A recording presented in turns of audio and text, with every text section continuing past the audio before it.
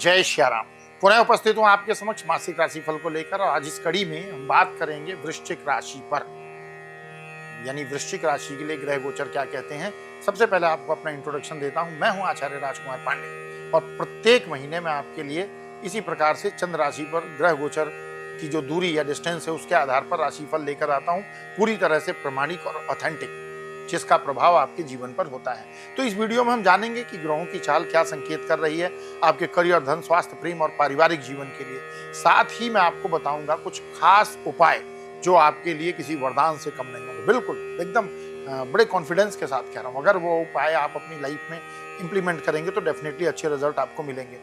तो सबसे पहले हम इसकी तो पॉइंट टू पॉइंट हम देखेंगे ही जीवन के विभिन्न क्षेत्र पर ग्रह गोचर का क्या प्रभाव है, लेकिन 9 के 9 ग्रह अपनी गोचरीय स्थिति चंद्रमा से दूरी के आधार पर आपके लिए कैसा प्रभाव दे रहे हैं, हम सबसे पहले उसके विषय में चर्चा करते हैं और शुरुआत करते हैं ग्रहों के राजा सूर्य से। महीने की शुरुआत में सूर्य आपकी जन्म राशि के अष्टम भाव में, जिससे आत्मबल में कमी और तनाव की स्थिति आप अनुभव करेंगे। महीने के उत्तरार्ध में सूर्य नवम भाव में आकर भाग्य में थोड़ा धीमा लेकिन सुधार करेंगे। मंगल की स्थिति 28 जुलाई तक आपकी जन्म राशि में दशम भाव में रहेंगे, जो करियर में तनाव बढ़ा सकते हैं, लेकिन 28 जुलाई के बाद एकादश भाव में आकर आपको डेफिनेटली राहत मिलेगी। बुध की बात करें तो पूरे महीने भाग्य भाव में रहेंगे, 18 जुलाई से वक्री हो जाएंगे। निर्णय में भ्रम और संचार की दिक्कतें संभव हो सकती हैं। बृहस्पति राहु के नक्षत्र में अष्टम भाव में स्थिति धन और संबंध दोनों पर असर डाल सकती है, थोड़ी सावधानी रखने की आवश्यकता है। शुक्र 26 जुलाई तक आपकी जन्म राशि से सप्तम भाव में, फिर अष्टम भाव में, दाम्पत्य जीवन में अस्थिरता, इनस्टेबिलिटी का संकेत है। शनि आपकी जन्म राशि से पंचम भाव में मीन राशि में स्थित है। शिक्षा, संतान और प्रेम संबंधों में थोड़ा सा आपको लगेगा पोजीशन स्टक हो रही है। राहु और केतु क्रमशः चतुर्थ और दशम भाव में है। पारिवारिक जीवन और करियर दोनों में संघर्ष का संकेत स्पष्ट रूप से कर रहे हैं। अब इसको लेकर आप ये मत समझना कि तो खराब हो गया, बाकी के ग्रहों का प्रभाव कहीं ना कहीं आपको सपोर्ट भी कर रहा है। तो ये तो था 9 ग्रहों का प्रभाव आपके जीवन पर किस प्रकार से पड़ रहा है, लेकिन अब हम पॉइंट टू पॉइंट डिस्कशन करेंगे और आज हम वृश्चिक राशि में सबसे पहले बात करेंगे प्रेम और वैवाहिक जीवन की। भाई जल तत्व राशि है ना, तो भावनाओं के प्रभाव में रहती है। वृश्चिक राशि वालों के प्रेम संबंध में इस महीने थोड़ा सा कोल्ड फील कर सकते हैं, ठंडक महसूस कर सकते हैं। बृहस्पति पंचम भाव के स्वामी होकर अष्टम भाव में है और राहु के प्रभाव में मतलब भ्रम, अनबन और दूरी यानी कंफ्यूजन क्रिएट हो सकता है, डिस्टेंस क्रिएट हो सकता है और डिस्प्यूट क्रिएट हो सकता है। शनि पंचम भाव में रहकर मन को अव्यवस्थित कर सकते हैं और मंगल की दृष्टि भी आपसी तकरार को बढ़ा सकती है। शादीशुदा जीवन की बात करें तो शुक्र की उपस्थिति सप्तम भाव में कुछ राहत देने वाली हो सकती है, लेकिन शनि की दृष्टि से संबंधों में अविश्वास या संवाद की कमी आ सकती है। तो इसके लिए हमको संवाद बनाए रखने की आवश्यकता है। 26 जुलाई के बाद शुक्र अष्टम में चले जाएंगे। दाम्पत्य जीवन में संवेदनशीलता और संयम डेफिनेटली जरूरी होगा। कुछ उपाय सजेस्ट करता हूं जिसको अगर करेंगे तो डेफिनेटली आपको लाभ मिलेगा। शुक्रवार को गुलाब अर्पित करें मां लक्ष्मी को। प्रेम संबंधों में अनावश्यक डिस्प्यूट यानी बहस से बचें। पत्नी या पति को कोई सफेद वस्त्र या चांदी का गहना उपहार में दे सकते हैं, और खास करके अगर आप पुरुष जातक हैं तो अपनी पत्नी को उपहार जरूर दीजिए, इससे आपको आर्थिक स्थिति में भी लाभ मिलेगा। बात करें करियर और बिजनेस को लेकर की कि क्या स्थिति है, तो करियर के लिहाज से महीना उतार चढ़ाव भरा रहेगा। सूर्य अष्टम भाव में रहकर बॉस और सीनियर लोगों के साथ तनाव की सिचुएशन क्रिएट कर सकते हैं। हालांकि 28 जुलाई के बाद जब मंगल 11th हाउस में ट्रांजिट करेंगे तो आपको कुछ बड़े प्रोजेक्ट मिल सकते हैं। अगर आप किसी प्रोजेक्ट के इंतजार में हैं तो वो आपको मिल सकते हैं।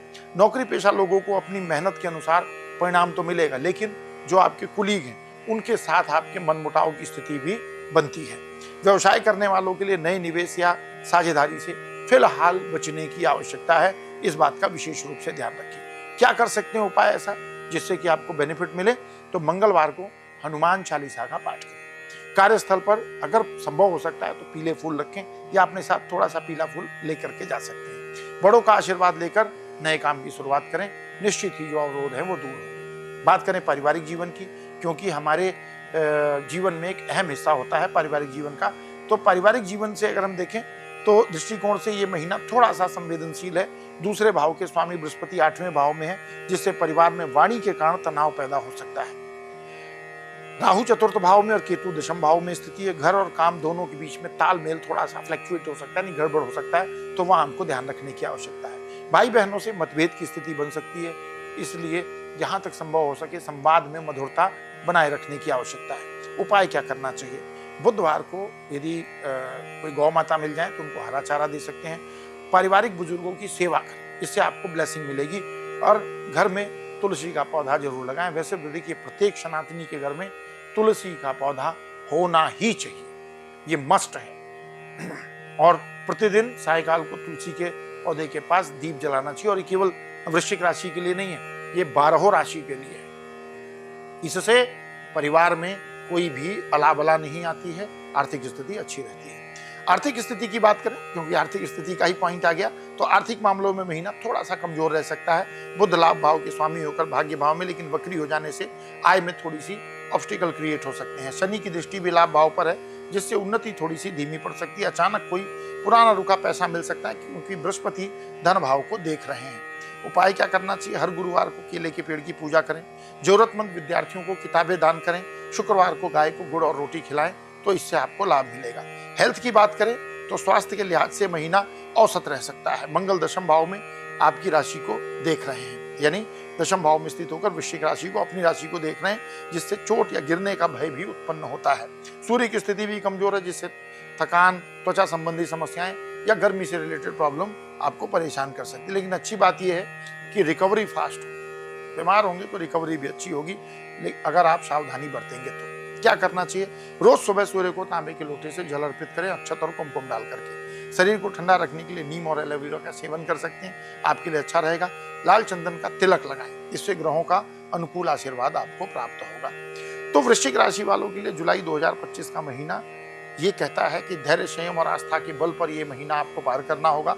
कठिनाइयां जरूर हैं, लेकिन सही उपाय जो मैंने आपको बताए हैं, इसको फॉलो करके डेफिनेटली आप उस वेरिएबल को, उस फ्लैक्चुएशन को कंट्रोल कर सकते हैं। अगर आपको वीडियो अच्छा लगा हो तो वीडियो को लाइक करें, चैनल को सब्सक्राइब करें, वीडियो को अपने फैमिली, फ्रेंड, रिलेटिव के साथ शेयर करें और कमेंट में जरूर लिखें हर हर महादेव। इससे हमें मोटिवेशन मिलेगा। तो मिलेंगे अगले वीडियो में, तब तक के लिए विदा। प्रेम से कहिए जय श्री राम।